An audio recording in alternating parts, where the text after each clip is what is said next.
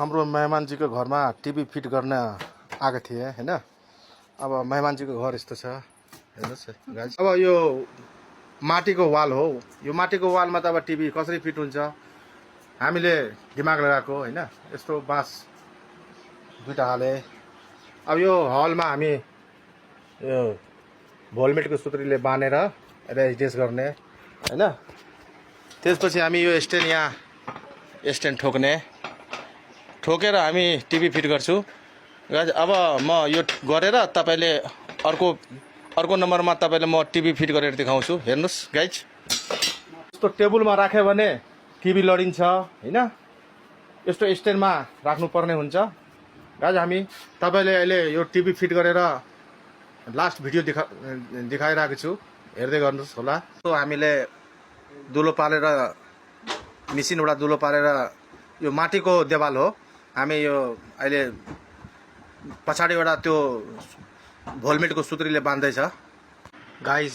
Already हामीले यो fitting गरिसके। यो हाम्रो के भन्छ वाल स्ट्यान्डले यस्तो घरमा।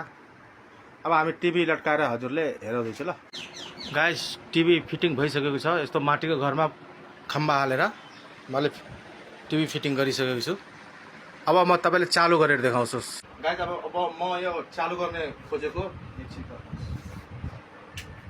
अब चालु हुँदैछ, स्टप गरिदिनुहोस् गाइस। यो टिभी चालु भयो, हामीले फिट गर्यो। यस्तो माटीको घरमा टिभी फिट हुँदैन, जतपात अरू मिस्त्री गर्दैन। तर पनि म आफ्नो तपाईको बनाएर देखाउन खोजेको कि कस्तो पनि काम हुन्छ भनेर हजुरले भिडियो हालेको हेरिदिनुस् होला। अनि सपोर्ट पनि गरिदिनु होला, शेयर पनि गरिदिनु होला। प्लस टिभी फिटिङ गर्नु छ भने हाम्रो नम्बर स्क्रिनमा दिएको नम्बरलेमा कन्ट्याक्ट गर्दा पनि भयो। मना गर्दिन। हाँ मेहमान जी, अब टीवी जो फिट कर लिए क्या लागल अहाँ का? ठीक है, ठीक एकदम वेरी गुड। मेहनत कते लागले? एकदम बढ़िया। पैसा दे में तो कतो दिन करबे? नहीं करबे, एकदम दिल खोल कर देबे। ठीक है ठीक।